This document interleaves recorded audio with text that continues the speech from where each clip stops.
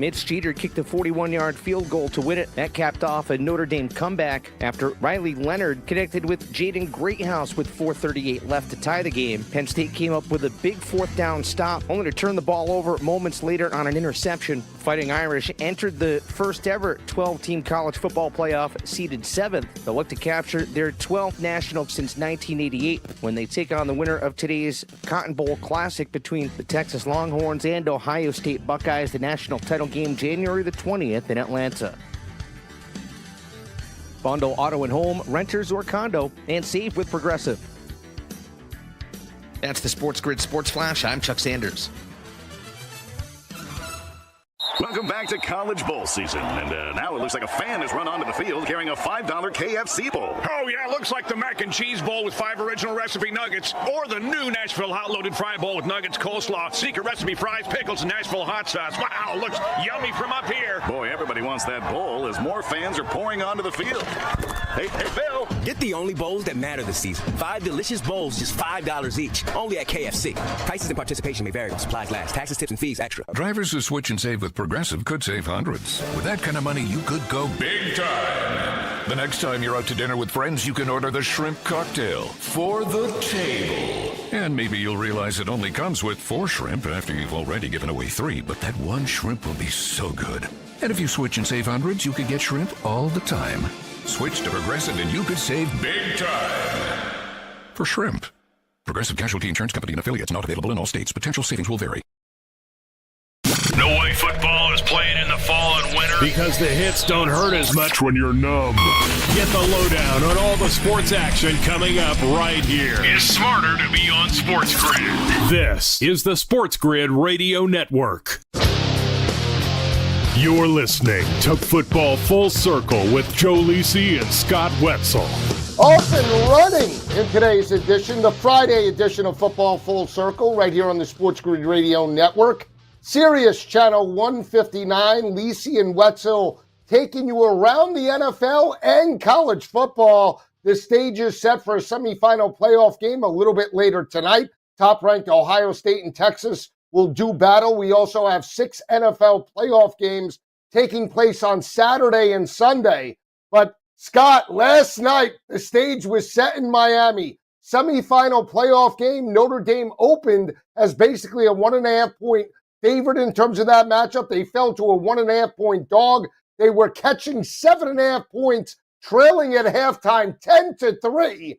And they pull it out in the second half, 27-24. A dynamic performance. Riley Leonard overcame some interceptions earlier in the game. He steps up, leads his team into field goal opportunity, and they pull away and win it by 3 points. Again, James Franklin, Scott, can't live up to expectations. And Drew Aller, you want to talk about just not stepping up in the moment. Terrible performance, but a great effort by Marcus Freeman and the crew last night. Yeah, and I watched the post-game press conference show, as I like to do with these things, and I always love watching the losers. And not one bird brain in the media. Our profession has really gone down the drain. It really has. Not one guy had enough brains or guts to say to Franklin, hey, James, what are you now, 1-19 against top 5 teams? And if you want to count Notre Dame as a top 5 team, you know, and you don't even have to do it as like a negative, like throw it in his face, you can't win the big game. You know, you ask the question like, gee, coach, you know, you're 1-15 at Penn State against big club. What's it going to take to get over the top? What's missing? Is there a common denominator? Like nothing. Oh, they just kissed his ass like the media does. So I love it, Joe. I don't know if he necessarily did anything wrong last night, but the bottom line is he found another way to lose a big-time football game. They had that game down the rights, 10-0. Notre Dame looked shot, and then somehow or another they were able to make the comeback. And I'm probably not the only Irish fan that thought when they started Riley Leonard's second half was like, you know what? I don't know if this is a good thing because that backup looked pretty darn good, you know, in that last drive for Notre Dame. But it worked out in the end. Absolutely. Angeli came in. They were down 10-0. Yeah. Riley Leonard taken out in the final minute due to concussion protocol. Angeli leads them right down the field. They actually got the passing attack going. Angeli threw for 44 yards on that drive. They kicked the field goal 10-3. I sort of disagree, Scott, and this is where you and I can have the discussion in terms of where James Franklin made mistakes, right? We know that his star quarterback, or supposedly the quarterback that now every scout and GM said they were going to ignore the fans Ignore the tape. Drew Aller, trust us, was a top 5 quarterback, right? He throws, honestly, 3 interceptions. 2 get called back because of penalties on the Notre Dame defense. But it was the critical interception with the game on the line, right? They're inside their own 20-yard line. Drew Aller didn't, at that particular time, and didn't throughout the game, complete a pass to and not one wide receiver in the game. And with less than 30 seconds left inside your own 30, he put the football into Drew Aller's hands to allow him to make a play. And unfortunately, the critical interception led to the turnover. So that is where James Franklin really swung and missed in terms of that matchup. The other thing was, too, Scott, and we talked about this all year and all season long in terms of what makes great coaches. Marcus Freeman and that staff had made adjustments. They did it the prior week against Georgia. They had the first half lead against Gunnar Stockton, but they still had to adjust offensively and defensively to pull that ball game out against one of the best teams in college football. James Franklin never makes adjustments. They win games they're supposed to because they have the advantage playing bully ball, running and shutting down the opposing offense. He had to make adjustments in the second half last night, and they couldn't do it offensively.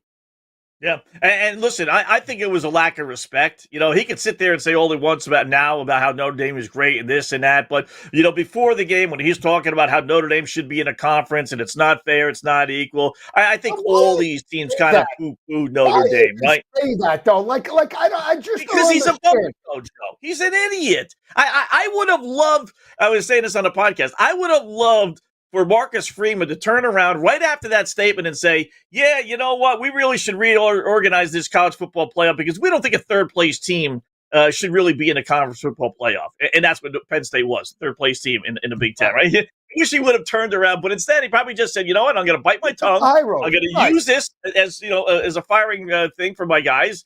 But it made no sense for him to say that. And here's the other thing. Now, we know Penn State, I'll give credit. They always have a top 15, top 20 defense. They had it, obviously, with Brent Pry. They had it with Manny Diaz. They had it, obviously, with Tom Allen this season. That was never the concern in terms of playing defense for the Penn State Nittany Lions. They could always run the football and shut down the run and play solid defense. But that was never an issue. The issue for Penn State, why they couldn't challenge teams like Michigan and Ohio State and the better teams that had an above-average defense, is they never had elite quarterback play, and they never had a pure number one wide receiver. I mean, think about all the wide receivers that have come out of Happy Valley. Jahan Dotson, right? O.J. McDuffie back in the day. Where is the elite number one for the Penn State perspective, and where's the elite quarterback? I said it last night. Everybody, picking up Drew Aller. What is the game that you became so enamored that Drew Aller was a top pick in terms of the NFL? He beat up on Kent State. They were 0-12 this year. He beat West Virginia. Big deal. He never stepped up against Ohio State, never stepped up against Michigan, never beat a top 10 defense. So what made you believe that he was going to step up against one of the best secondaries in all of college football last night? I just don't see it. And here's the other thing. Drew Aller equals Christian Hackenberg, equals Zach Mills, equals Darryl Clark, Michael Robinson, Trace McSorley. I could go on and on. Todd Blackledge. I mean, tell me the elite core. Terry Collins is the best quarterback potentially in Penn State history. And he, outside of getting to the Super Bowl and compiling stats, you wouldn't say he's, some of the greats. He's not Dan Marino or, Pat Mahomes, or I could go on and on and on. Let's call it what it is. Penn State never had an elite quarterback, ever. Right. Well, you still should be able to win a championship. Alabama's quarterbacks weren't exactly elite until recently. So, I mean, you can win. So there's got to be something there, Joe. They're just, I guess that's it. I will say this. College football is not the NFL. NFL, you take the worst team, maybe Carolina, play them against the best team, maybe Kansas City, right? And we saw that a few weeks back. And it was a close game.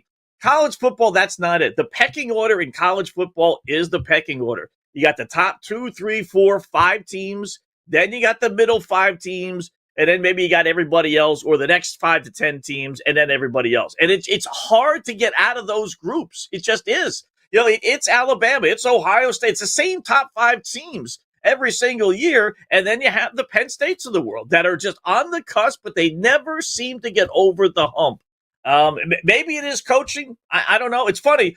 Poor Ryan Day, he's about to get fired because he can't beat Michigan. Meanwhile, he's challenging for a national championship every single year. And then you got, the Penn State situation with James Franklin. He's never been at that level of really challenging for a national championship like Ohio State has. And yet there's no talk about him getting fired. I mean, 1-15, 1-18, you count the Vandy days, which probably isn't fair, but still, when you're 1-18 against top 5 teams, I mean, that's not fluky. 1-5, 1-6 is fluky. 1-18. There's something wrong, Coach. Yeah, I said he won more big games in Nashville than he did in Happy Valley, and that's quite honestly the truth. He won back-to-back bowl games, had 9-4 seasons, which allowed him to get the job at Penn State. But again, it's not like they're not getting recruiting, Scott. They're a top 10, top 15 class every single year. And to not cultivate a quarterback and to have players like Sean Clifford and Will Levis and come out and you're in the Big Ten. This isn't Rutgers. This isn't Michigan State. And I'm not knocking those programs, but this is one of the most storied programs that has won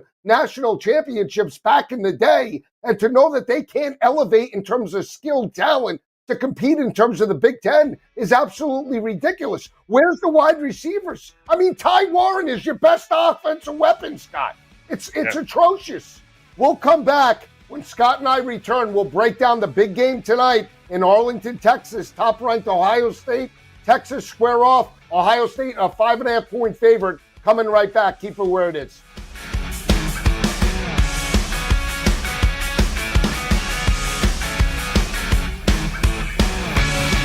Four out of 5 scientists agree it's smarter to be on SportsGrid. And we're pretty sure that one scientist is still a virgin. He just gives that 5. This is the SportsGrid Radio Network.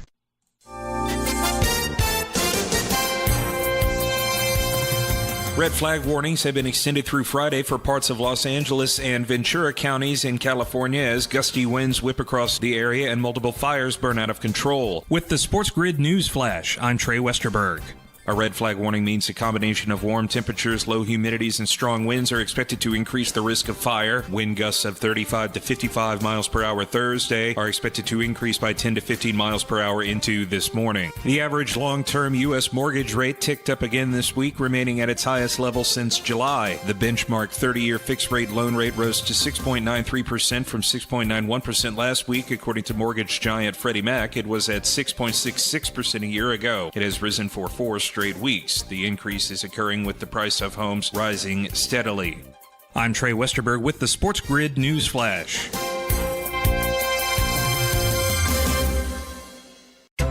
Hey, you've definitely had a busy month. Finding gifts, sending cards, hosting family. Well, now it's time to treat yourself at Macy's After Christmas Sale. Come and find great deals on something just for you. Like 25% off New Year's party looks from DKNY, Adriana Papel, and more. So enjoy the week and get yourself the gifts you really wanted before these limited time deals are over. At Macy's After Christmas Sale. Savings off already reduced prices. Exclusions apply. This holiday season, Capital One reminds you to give yourself the gift of 1.5% cash back with the Capital One Quicksilver Card. Can I earn 1.5% cash back on birds? Birds? What if you sent your true love 2 turtle doves plus a partridge in a pear tree? Sure, but why would anyone want that? The song was very convincing. Earn 1.5% cash back on all your holiday purchases with the Capital One Quicksilver Card. What's in your wallet? Terms apply. See CapitalOne.com for details. There's something you should know and always remember. SportsGrid does not increase luck. We're your unfair advantage for the latest sports gaming information. If you're looking for luck, go find a horseshoe. This is the SportsGrid Radio Network. You're listening to Football Full Circle with Joe Lisi and Scott Wetzel. All right, back on Football Full Circle. Joe Lisi and Scott Wetzel. We're breaking down the college football semifinal playoff games. Just recap Penn State and Notre Dame. Scott and I gave our takes about both programs. It's going to be a dynamic matchup. Whoever Notre Dame does square off, whether it be Texas or Ohio State. Let's not forget, Ohio State, Notre Dame last year in South Bend went right down to the wire, 17-14. Ohio State scores with about, 20 seconds left, Scott, on a 4th down inside the goal. So if there is a rematch, should be a dynamic atmosphere. Ohio State would be a significant favorite over Notre Dame if they win this matchup. They're laying 5.5 tonight. And I know the perception. Ohio State's hitting on all cylinders and granted, dominating wins over both Tennessee and Oregon.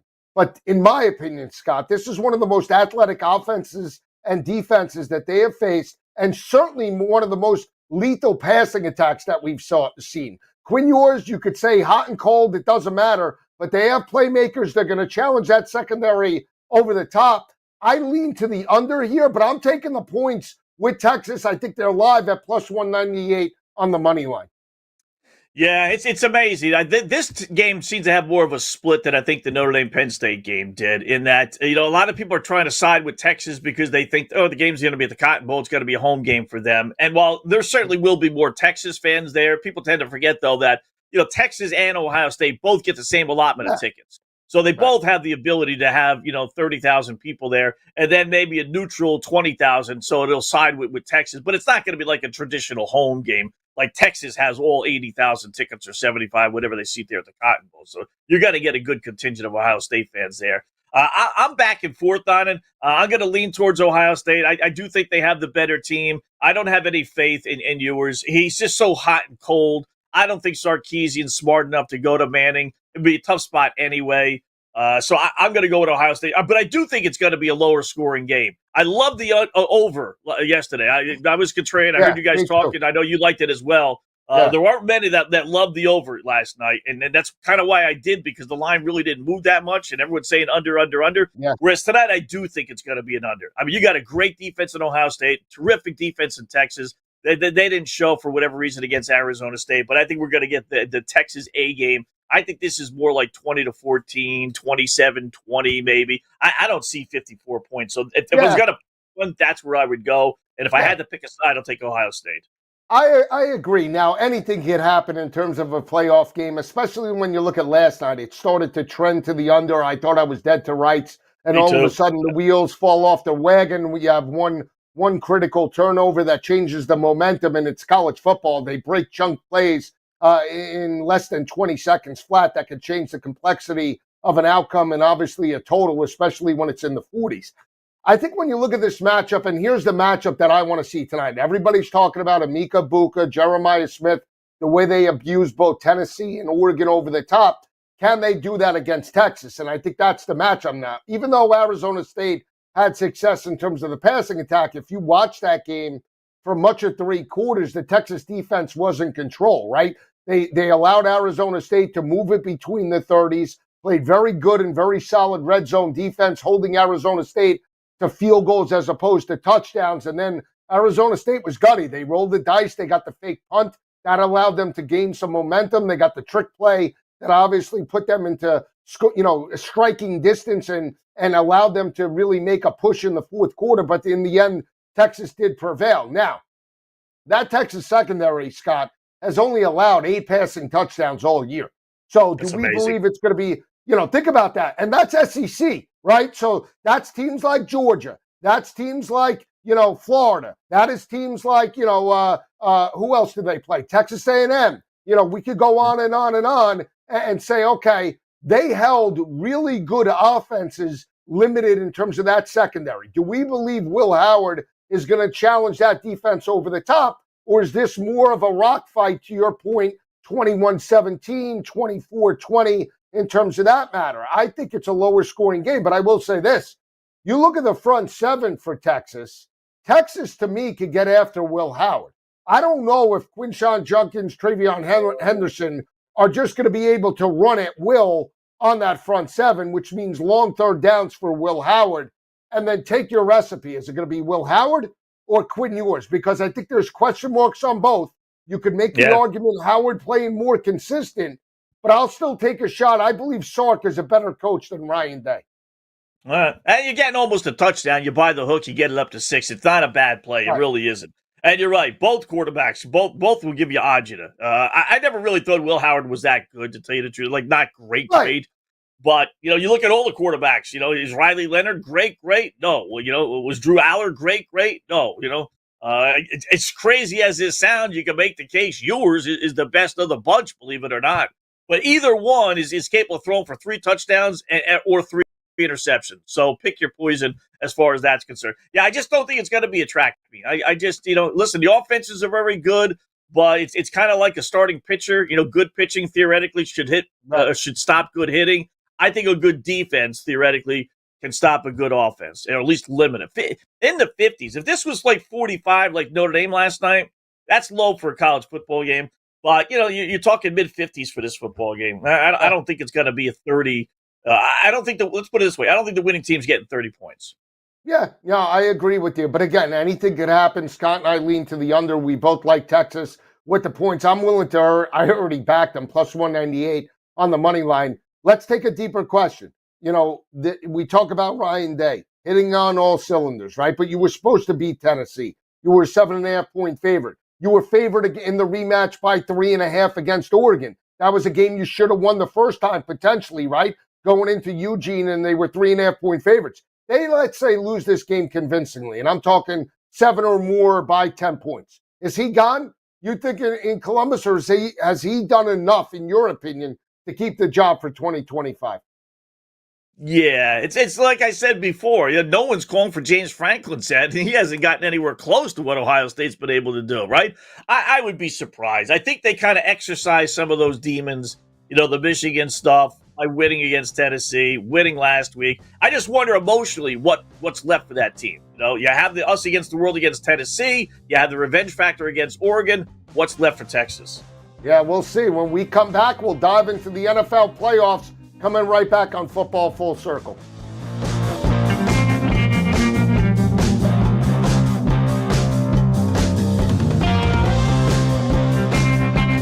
There's smart and there's not smart. Not smart is hope as a strategy. It's smarter to be on SportsGrid. Keep it here And win. This is the SportsGrid Radio Network.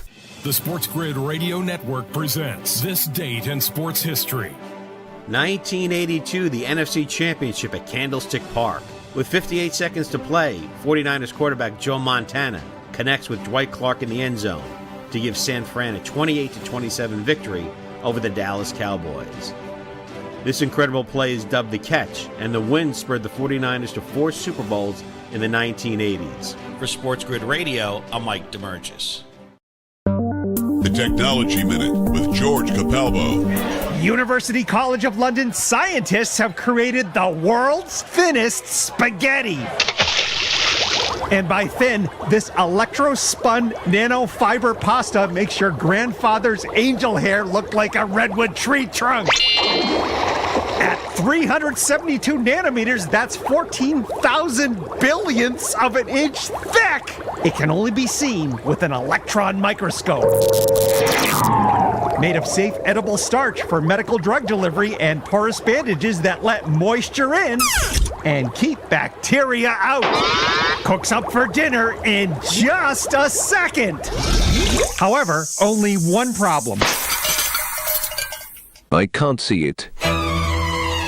Follow me at Chicapalbo on X and stay tuned to the Technology Minute for more cool stuff like this. Carver and Lisi. All right, Hotshot. You want to talk smack with your partner? Yeah, I'm talking to you. Look up and look at me. You're saying that I'm not into it? I laid this 7.5 with Illinois. Now what are you going to say? At least my money's where my mouth is. You want to talk all this garbage? Penn State sucks in hoops. I look at numbers, old school, gut. A little pinch between your cheek and gum. It's Carver and Lisi with Mike Carver and Joe Lisi. Tuesdays, Wednesdays, and Fridays. 8 p.m. Eastern, 5 Pacific. On the SportsGrid Radio Network. Wherever you go, there you are. Download the SportsGrid mobile app and we'll be right there with you. So now you can get the winning edge anywhere. Even while the wife's talking to you. If you've got an earbud. This is the SportsGrid Radio Network. You're listening to Football Full Circle with Joe Lisi and Scott Wetzel. All right, back on Football Full Circle. We're going to dive into those Saturday and Sunday games in just a moment, but there is slightly breaking news in the NFL. It comes by the way of the Cleveland Browns. Scott, I don't know if you saw this, but the Browns' Deshaun Watson supposedly ruptured his Achilles again. This is coming from Ian Rappaport, and his availability for the 2025 season remains in doubt. I said to you in the break that the Cleveland Browns might be, that might be the best news that they have heard. Like, they're not having Deshaun Watson, unfortunately stay under center. Now, we hope he makes a full recovery. But that being said, in terms of the productivity, in a Cleveland Browns uniform, Scott hasn't thrown for one game for over 300 yards and you have has-been backups, Joe Flacco and Jameis Winston, that have multiple 300-yard games. What does this mean for the team next year? And are they a playoff contender now with Watson out of the way? I don't think so. Listen, I don't think he was going to play next year anyway, depending on who they draft and whether they think that quarterback is ready to be a starter right away. The only thing I would think of is that if the New York Giants or the Las Vegas Raiders or pick another team that needs a quarterback that's here we are, that's drafting afterwards. Tennessee. Well, Tennessee's they're in the top spot there, so they're fine. But let me go with the Giants and Raiders, right? Need a quarterback. Okay. They're sitting outside the top two. Maybe they go to Cleveland and say, listen, Cleveland, you're sitting in the number one spot there. I'll tell you what, we'll take Deshaun Watson off your hands. You give us your top pick. We'll take Watson off your hands, and then we'll figure out draft choices. We'll give you 2 first-rounders, maybe 3 first-rounders. But the main thing is we'll take Deshaun Watson off your hands. I don't know if this injury would preclude a team from doing that because he's not apparently going to be able to play next year. But I just wonder if the Browns were offered that to finally be able to get out from underneath the Deshaun Watson mess and scandal and everything else, would they make that trade? Now, again, here's the thing. I was a big Deshaun Watson guy when he was on Houston. I just thought he was capped out in terms of, he could only go as far as he can go with that team and D-Hop, and they just had to break it up. And that, obviously, for the Cleveland at the time, I thought he would be a significant upgrade to that offense. But now he's got 2 Achilles ruptures, right? And look at Kirk Cousins, that potentially now is washed up. Right now, part of that isn't the Achilles so much, is that he's just completely washed up in terms of his play and breaking down coverage and just being a deer in the headlights. But do you want to take on unless you're going to take on the contract, you're going to take on a cap hit in any capacity just to get this guy in your locker room? It's just a waste of time. I would just say, you know what, at this point, if he was, as long as he rehabs and he can walk and he's healthy, just walk away from football. You're not dialed in. What is the problem since he came over to Cleveland? I see him, he's partying in the Italian Riviera with his girlfriend. That's all well and good, but you're getting paid $281 million guaranteed. Can you at least throw for one game for over 300? I could get a kid in high school if you give him enough time that could throw for 300 in the NFL. Come on now. What are we doing? Joe Flacco did on a regular basis last year. Jameis Winston did. They all did. You said it. It's embarrassingly how bad he has been. He's the epitome of why you don't give out guaranteed contracts. He's it. Because for whatever reason, whether it's an injury, but I'm not going to blame on just the injuries with him. Whether it's the off the field stuff, whether it's just he got this huge paycheck and now he's just tired of playing football, but he's why you don't give out guaranteed contracts. I don't know. If the Cleveland Browns said, you know what, you got our top pick, here you go. You got to take Watson off our hands. Would a team do that? Would the Browns do that? No, why would you do that? It would just be like a recipe for disaster. Because you can draft Shedeur Sanders or Cam Ward, and then you just throw Watson to the side, like the Browns are going to have to do. Yeah, but let throw them to the side. Don't even join it. Don't even be on the team. I would not help out the Cleveland Browns in any capacity for getting themselves. This was an owner decision by Haslam and his staff, and they went all in, and now they have to live with it. Allowing them to get out of that mess would be, especially if you're in the AFC in any capacity, I would let them die. Let them just die by the way of the cap and their poor decisions, and then they have to live with it for years to come. You'd be crazy to take that off their hands. Number one overall pick you could have. Just take Watson. It's not worth it. When we come back, I think I do that game in Houston, Chargers and Texans coming up next.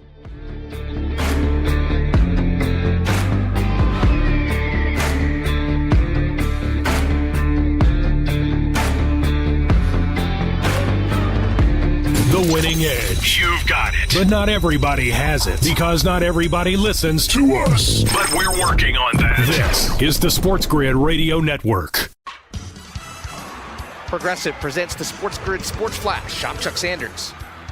AFC wildcard action on Saturday. It'll be the Texans hosting the Chargers. Then the Ravens are home against the Steelers. On Sunday, the Bills host the Broncos in AFC action. Then NFC action gets underway with the Eagles at home against the Packers and the Commanders visiting the Buccaneers. Change of plans for the Rams and Vikings wildcard game this Monday night. The game has been moved to Glendale, Arizona due to wildfires in the Los Angeles area. The league said in a statement that the decision was made in consultation with public officials, the participating clubs, and the NFLPA. The 10-7 Rams had earned home field advantage by winning the NFC West. The 14-3 Vikings are the NFC's number 5 seed. Meanwhile, Rams wide receiver Demarcus Robinson has been charged with 1 count of misdemeanor DUI. The charge comes after he was arrested for suspicion of DUI on November the 25th by the California Highway Patrol.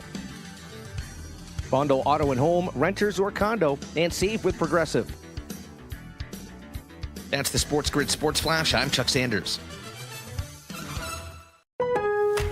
Now's the time to shop limited-time doorbuster deals during Pro Savings Days at Lowe's. Save $50 on a Little Giant King Combo 6-foot ladder. Was $199, now $149. Plus, save $100 on a DeWalt XR 20-volt Power Stack 5-amp-hour battery. Was $199, now $99. Get these can't-miss deals now before they're gone. Lowe's knows savings. Lowe's knows pros. Doorbusters valid 113 through 115. Selection varies by location while supplies last. Joe Montana here. In my football days, I knew the importance of a strong defense. Now I'm sharing how you can help defend your health against pneumococcal pneumonia and invasive pneumococcal disease. Are you 50 or older like me? The CDC now recommends vaccination against pneumococcal disease. Even if you're healthy, your age puts you at increased risk and over 6 times greater risk of hospitalization with pneumococcal pneumonia than adults under 50. Schedule your appointment today at vaxassist.com. Sponsored by Pfizer. You're listening to Sports Grid. Spreading the winning edge far and wide. Terrestrial, internet, TV, satellite, and don't forget our mobile app. Face it. The winning edge is everywhere. Somewhere there's a squirrel frustrated he can't get a phone. This is the Sports Grid Radio Network. You're listening to Football Full Circle with Joe Lisi and Scott Wetzel. All right, back on Football Full Circle. We'll dive right into that matchup Saturday afternoon in Houston. Hottest team potentially in the AFC is Jim Harbaugh and the LA Chargers. They get back-to-back wins against, the Denver Broncos and Las Vegas Raiders to end out the season. Justin Herbert and that offense starting to throw the football much better. Justin Herbert, 346 in terms of Week 18, the 14-point road win over the Raiders. On the flip side, even though Houston got off the mat, Scott, it was all backups. Davis Mills dominating Houston in terms of that matchup. In Week 18, they get the road win as an outright underdog. I couldn't believe that. Plus 1.5. They win that ball game going away. They're catching now 3 points. Total now we've saw opened up at 44.5, bet down to 42.5. I like Houston. I think they stepped up last year. I think this is a get-right spot. I know they've been inconsistent, but I do believe C.J. Stroud, Nico Collins, Joe Mixon, playing at home, I think they give it their best effort. Like Houston, plus the 3, plus the 130 on the money line. But my best bet is the over 42.5 at minus 105. All right, I'll go opposite on that. I love the under in the game. I really do. Oh, yeah. Listen, the Chargers, 10-7 under this year. Not over the top, but, with Justin Herbert at quarterback, 20-8 under his last 28 games, believe it or not. Okay. I'll give you a positive Houston and a positive Chargers. I'll give you the positive Houston. The positive Houston is anti-Chargers. This will be their 3rd straight road game, Joe. And when we're talking about road trips, these are road trips. They had to go to New England, fly back home, fly to Vegas, fly back home, and now fly to Houston. On a short week this 3rd week, oh, by the way. That's tough. Teams in those spots in the postseason, 11-27 straight up. All right, now I'll give you a positive Charger, though. All right, both teams playing on a short week. Houston, under DeMeco Ryans, 1-4 on short weeks. The Chargers, under Harbaugh, 3-0 straight up and against the spread. That all said, I'm going to side with Houston. You said it, identical spot basically as last year when they were 2.5 point home dogs to the Cleveland Browns. Remember, the Browns were playing so great with Flacco, and they whacked them, 45-17, 45-10, something like that. I don't expect that again this year, but I think Houston wins. And I do like the under with all the injuries to the Texans. Chargers maybe wanting to run the football. Like a 2017, 21-14 type of game. Give me the Texans in the under. Oh, so you like the Texans, though? You're with me in terms of the Texans. Yeah, now the over. Now, the over. Yeah, you like the over. I like the under. That's where I differ. Yeah. All right, so we're in agreement. I think D'Amico Ryan's in the spot playing at home. I know they've been inconsistent, but I just think they'll give it their best effort. They rested their starters last week. They should have an opportunity to step up. You look in terms of anytime touchdown, Scott, Nico Collins, very good value in my opinion, plus 140, plus 145 for an anytime touchdown. I think that has value in terms of this matchup. Let's look at the Saturday night game. It's a rematch of a game, divisional opponents. We saw Pittsburgh win in terms of earlier in the year, lower scoring game, well under the 48.5 total in terms of week number 4 or 5. Fast forward to, I believe it was week 15, where Baltimore dominates as a 6.5 point home favorite. They win that matchup. The over comes in 34-17. You have Pittsburgh that's lost 4 straight. Obviously, Baltimore, all they do is dominate mediocre competition. They win by 25 over Cleveland. They're laying 9.5. Scott, I'll just say this. I do not believe Russell Wilson is the answer. Since throwing for 414, he's only thrown in the last 5 weeks for a combined total of 856 yards. That's around 173 passing yards per game. They've been inconsistent. But this type of game, I'll take the 9.5 with the Steelers. I don't love it, but I like the under as well. I think that's the only way Pittsburgh can win this matchup. I don't think they could go toe-to-toe with that offense. Give me the Steelers. I think it's a backdoor cover somehow, some way. All right, I'll do the same thing. I'll give you a pro-Pittsburgh or pro-Baltimore trend, right? All right, Pro-Pittsburgh. Super Bowl winning quarterbacks, i.e. Russell Wilson, as an underdog in the playoffs, 36-16-2 against the spread, including 14-4 since 2018. That's pretty strong, right? It's strong, but we're considering, hang on, we're considering what Russell Wilson, right, that won a Super Bowl in 2011, basically 13 years ago, on the same level of Pat Mahomes that just won back-to-back years. I mean, we got to temper our expectations, but I'll accept it. Okay, what's the pro Baltimore one? Give me the pro Baltimore. All right, pro Baltimore. We all know how great Mike Tomlin is as an underdog, right? He's phenomenal as an underdog, but not as an underdog of 7 points or more. Underdog of 7 points or more, as he is here, 3-14 straight up, 7-9-1 against the spread, including 1-8. Straight up as an 8-point dog. So he's good as 3, 4, 5, 6 point underdogs. You get into this category, you know, the Pittsburgh Steelers show their true colors. And they haven't won a playoff game in gazillion years. So he's basically been a one and done. So I'm leaning towards Baltimore. But like you, Joe, it's kind of, I'm going to take Pittsburgh. I think they're going to keep it close. I think they're good enough for the by the way touchdown. And you don't have Zay Flowers for Baltimore either. Right. But here's the thing. If I turn on the TV Saturday night and it's fourth quarter, right, and I'm watching this mess play out, and they're losing 24-3, I'm going to be so upset that I back Russell Wilson in this type of situation. Right? It's like you're damned if you do, damned if you don't, because you're in a situation where you need a quarterback that hasn't stepped up, and you have a play caller in Arthur Smith who, by the way, the Jets need to have their heads examined if they want this guy in their building as a potential head coach or offensive coordinator, because he shakes when he calls back-to-back passing plays. I said it. The worst thing that could have happened to any Pittsburgh Steeler fan was Russell Wilson throwing for 414 yards in the 44-38 win over Cincinnati. That was the worst. The Mike Tomlin doesn't want to win like that. So I'm with you. I reluctantly take the points. But I think the best way to go, Scott, is the under 43.5. Yeah, I'll tell you this. Teams that have scored 17 points or less in 4 straight games heading into the playoffs, as Pittsburgh has, lost all 4 of the games and scored 17 points or less as well in the playoff game. Now, they can't. That doesn't mean they can't lose, 20-13, 21-13, 21-14, and still cover the spread. And that's kind of what we're counting on. I mean, I think if you bet Pittsburgh, you got to parlay it with the under. I don't see them, covering a 37-30, 27, even 20 game. I don't. I think the under is the Pittsburgh. And do you take a shot on the prop market and take a shot on George Pickens that didn't have basically? He stinks. I know. He's the most overrated Scott, wide receiver. He's dropping passes left and right. I know he sucks. I know he sucks, but they're not going to cover those, Scott, if he doesn't get over 55.5. How are they going to score? Well, Freiermuth. I'd be more. I'd throw it to Freiermuth more than I would Pickens. Russell Wilson's career is going down the drain thanks to George Pickens' drops last week. You want to take a shot on Mike Williams? 10.5 yards? I mean, look, you got a bunch of Van Jefferson. Van Jefferson couldn't make it with the Rams and the Chargers. He's going to cut it with the Steelers. He's going to step up and make plays. Look at they need Russell Wilson to run.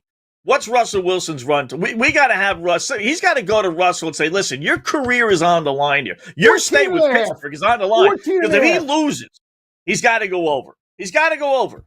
Has to. He won't be with Pittsburgh next year, right? If they lose, he's on a 1-year contract. I can't see them bringing him back. So they got to go to him and say, bro, you got to run, brother. I know you got to run, but is he going to run? He hasn't run for the last 8 years. I mean, that's why he's in Pittsburgh and not Seattle. I mean, let's call it what it is. If he doesn't run, I guarantee you they don't win that game if he doesn't get 14 yards. Or I will say this, Najee Harris, 41.5, that they're going to run it, Scott. They don't want to get into a shootout with Lamar Jackson. That could be a way to go. We'll come back with the other 4 games in the NFL. Keep it where it is.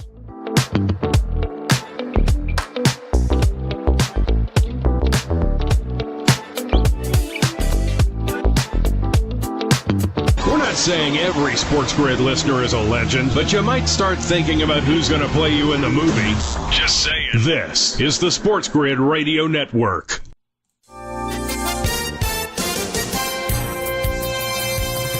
Red flag warnings have been extended through Friday for parts of Los Angeles and Ventura counties in California as gusty winds whip across the area and multiple fires burn out of control. With the SportsGrid News Flash, I'm Trey Westerberg. A red flag warning means a combination of warm temperatures, low humidities, and strong winds are expected to increase the risk of fire. Wind gusts of 35 to 55 miles per hour Thursday are expected to increase by 10 to 15 miles per hour into this morning. The average long-term U.S. mortgage rate ticked up again this week, remaining at its highest level since July. The benchmark 30-year fixed-rate loan rate rose to 6.93% from 6.91% last week, according to mortgage giant Freddie Mac. It was at 6.66% a year ago. It has risen for 4 straight weeks. The increase is occurring with the price of homes rising steadily. I'm Trey Westerberg with the SportsGrid News Flash.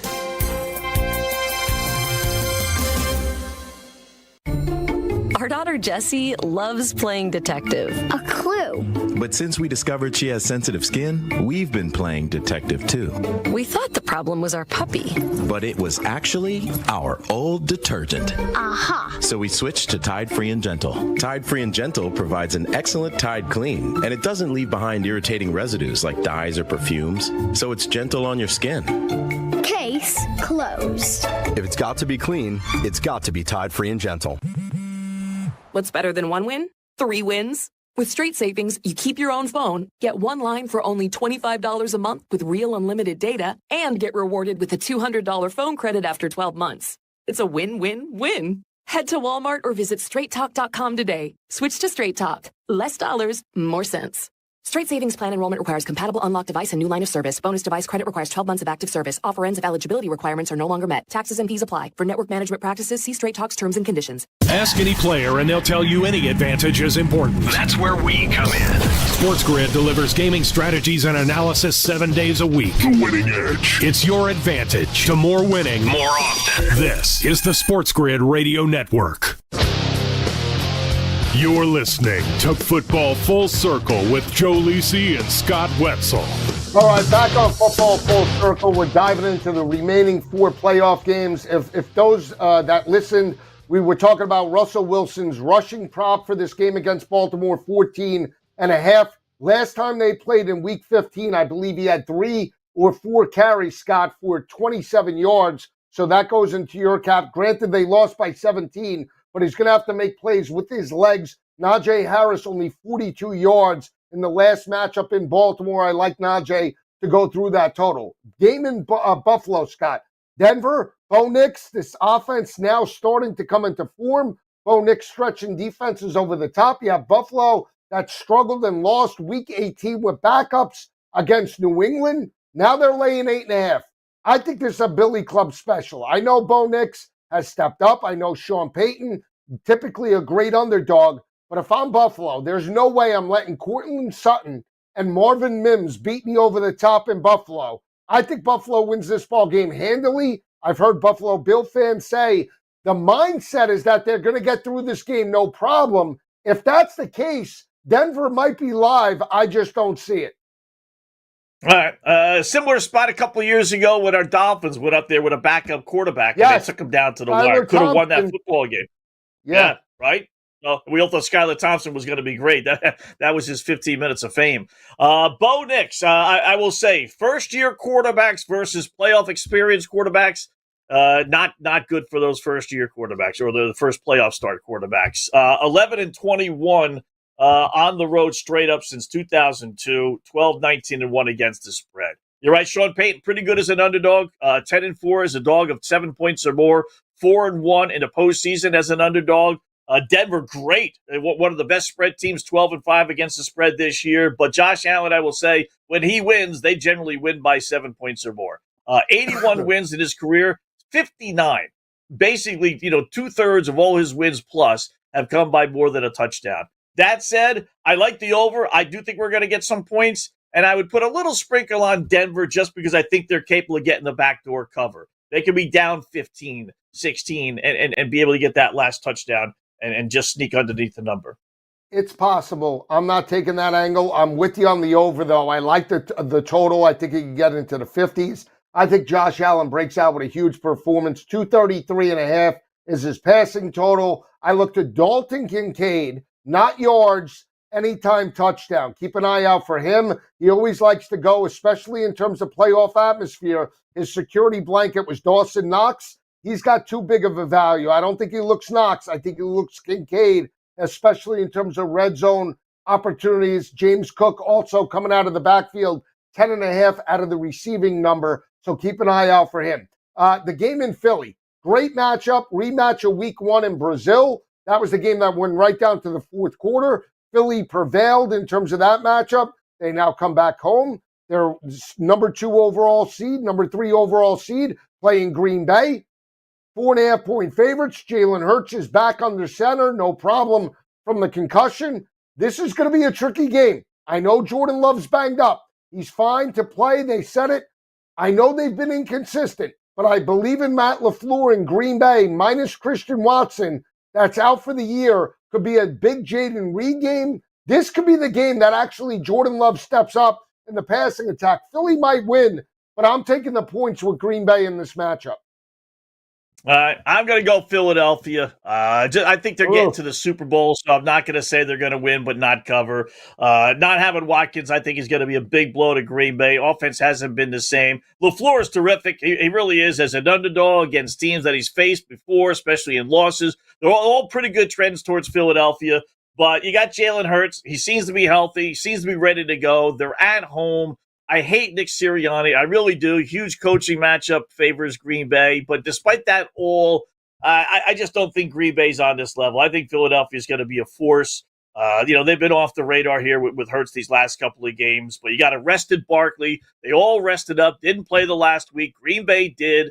Love got hurt. Who knows how well his hand really is. Give me Philadelphia laying 4.5. Probably by the hook and get it down to 4. Now, I will say this. If you look at the numbers, okay, just Hurts has got 212.5 passing. Love has 220.5. Why is that important? Well, it doesn't go into the averages if you think about it. The last 5 weeks, and this includes the 69-yard performance where he gets hurt in the first half, okay? So keep that in mind. But Jordan Love, prior to that, was only averaging 200.5 passing yards per game. Now, granted, they beat up on New Orleans. Game flow plays into that. Josh Jacobs has dominated for much of the way. His number over the last 5 weeks now with the 69-yard performance is basically 173.5. You're talking about 50 yards more tacked on in a playoff type of environment. I actually like that. The reason why is because I don't think Josh Jacobs is going to be able to run on that front seven, which means Jordan Love has to attack that number if Green Bay is going to cover this. I do like the over as well, so give me Love and the over in the matchup. What do you think about the total? I like the over as well. I think, like I said, with Hurts back, they're going to put some points on the board. It's going to force Green Bay to throw the ball. I do think they're going to try with Jacobs running the ball, but I agree with you. I don't think they're going to have much success. I think we're going to get the A game out of that defensive line. Sometimes you get the A game, sometimes you get the F game with them. Right. But I think that's going to force them to throw the ball. Weather shouldn't be a factor. Should be okay in the Philadelphia area. At least that's what they're saying so far anyway. So I think we're going to get some points, and I would play some points on the prop. I wouldn't go with Hurts throwing props, but I would go with Loves. Anytime touchdown for Hurts, I believe when I took it on Friday night. Excuse me, not Friday, Wednesday night, was right in the area of about 115 because he just came back to practice. They were tacking plus money on some of the anytime touchdowns. Keep an eye out for that. Rematch as well, week 1, Jaden Daniels' first start. He lost on the road in Tampa Bay against Baker Mayfield, now catching 3. 50.5 is the total. I'll roll dice. Give me Washington in the upset. I'll back my guy Daniels. I think this game goes potentially under, but I'm taking the points. Brian Robinson at plus 165 has value for me. Anytime touchdown. All right. I love Tampa Bay. I think this is one of the best bets on the board. Yeah. You got the rookie quarterback. You got the veteran team. First year in the league. They're not going down to Tampa and beating the Bucs. No way. We'll come back. We'll get that take right back on Football Full Circle.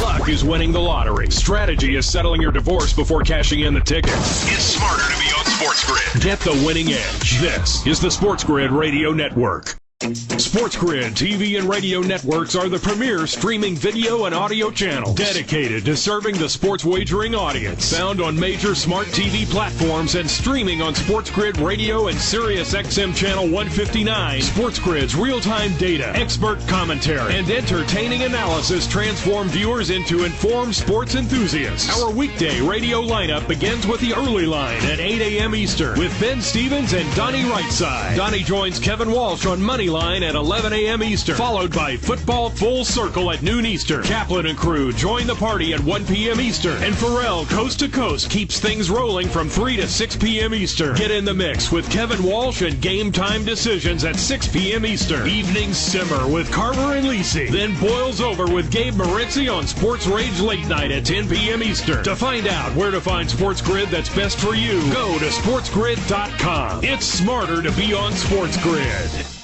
How would you like to get high-speed internet for your home for less than $2 a day? That's right. For about $50 a month, you'll get lightning fast internet. Are you paying less than $50 a month right now for your internet? Then call Whole Home Connect right now for blazing fast internet at $50 a month with no price increases, no hidden fees, no contracts, no upfront costs, no equipment fees. It's a great deal. And guess what? You can try it for 15 days. If you don't like it, you get your money back. But you're gonna love it, and you're gonna love the price. Internet for your home for $50 a month. That's less than $2 a day. Plus, no contracts, no upfront costs, no equipment fees, and our 15-day guarantee. Call now. 800-797-1292. 800-797-1292. 800-797-1292. That's 800-797-1292.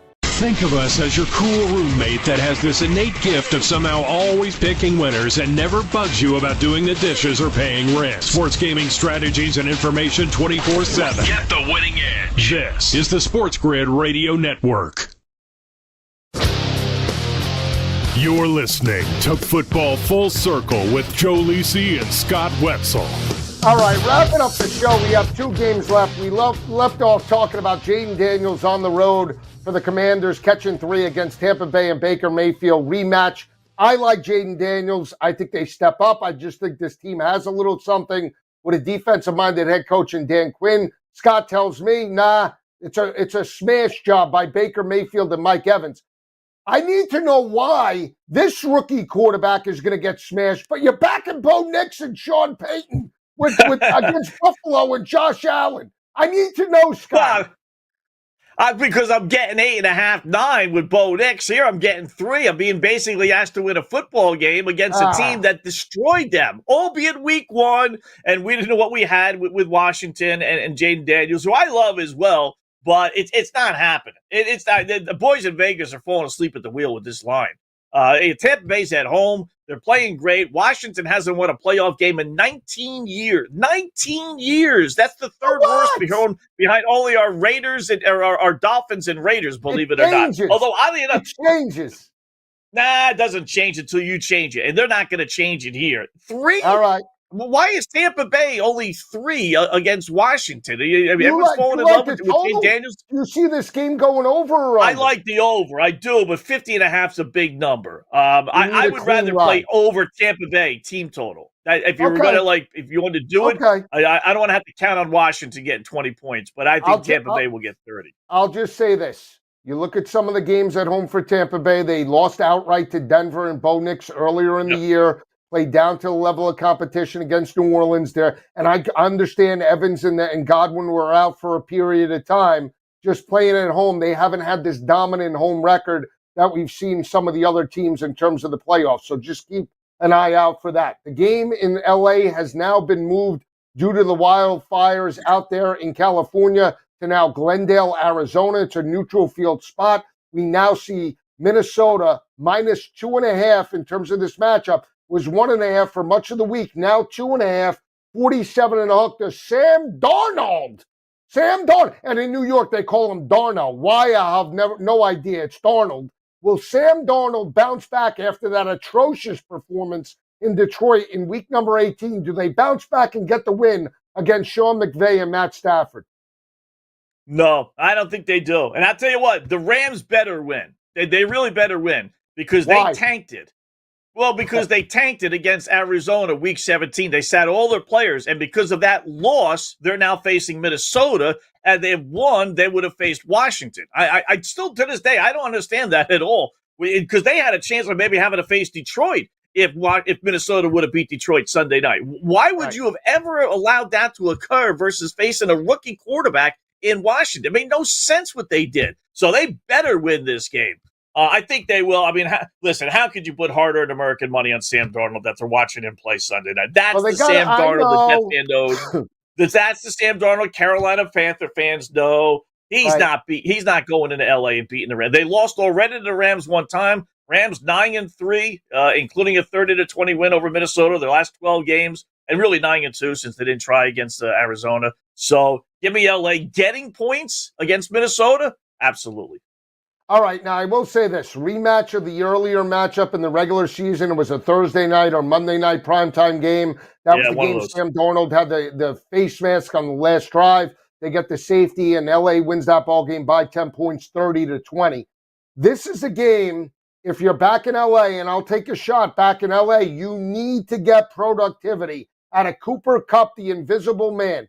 47.5 is his total. It cannot be Puka Nacua and then just Kyron Williams running the show. You need to get productivity out of Cooper Kupp. Stafford has to throw the football around. I will say this. I do like the over 47.5. I think Justin Jefferson over the 90.5 is an option. Hawkinson over the 42.5.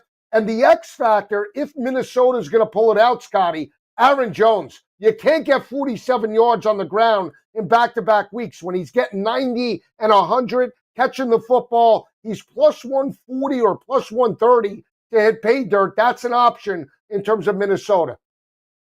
If he bombs out Sam Darnold, Joe, does this change his situation with Minnesota? Yes. Maybe bringing him back? Yes. Yeah. It does. Have to be, right? Yeah. Absolutely. Yeah, I would think.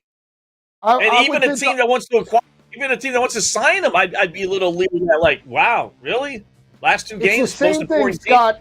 I equate it to Brock Purdy, right? You know, if Brock Purdy he had injuries, you got to step up when the moment's on you, right? This is an opportunity for a great producer, Danny Ohlers. For Scott Wetzel, I'm Joe Lisi. We'll see you next week. Enjoy the games, NFL playoff action. We'll see you next week.